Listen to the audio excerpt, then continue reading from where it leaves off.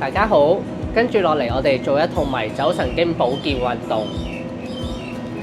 第一式478呼吸法。478呼吸法係透過呼吸模式，通過迷走神經改變身體嘅生理狀態同反應行為，幫助身體放鬆，減少焦慮。首先，我哋揾一個安靜嘅地方，舒服咁坐喺穩陣嘅椅子上面，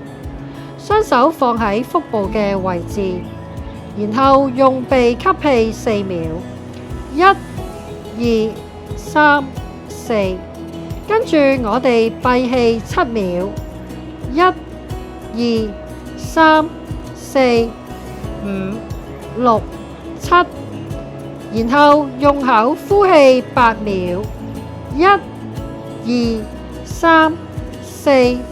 5、6、7、8，稍作休息，我哋重複一次，用鼻吸氣4秒，1、2、3、4，閉氣7秒，1、2、3、4、5、6、7，用口呼氣8秒，1、2、3、4、5、6、7、8，完成。第二式火蜥蜴運動。火蜥蜴運動係一種結合眼球追蹤、脊椎動作同埋肌肉控制嘅訓練。由於眼球運動會同迷走神經有聯繫，透過視線引導頭部嘅動作，能夠啟動腹側迷走神經，有助舒緩壓力。首先，我哋舒服咁坐喺穩陣嘅椅子上邊，身體保持坐直，頭部向前保持唔喐，淨係將眼球向右望，跟住頭部向右傾側，將右耳同右肩盡量貼近，保持呢個姿勢10秒。1、2、3、4、5、6、7、8、9、10，翻中間，然後眼球向左望，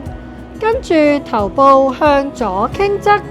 維持10秒。1、2、3、4、5、6、7、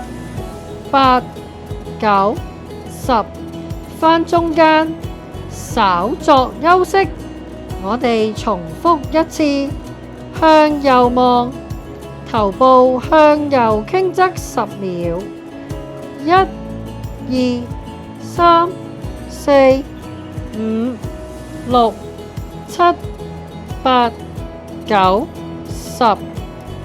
翻中間，向左望，頭部向左傾側10秒。1、2、3、4、5、6、7、8、9、10，完成。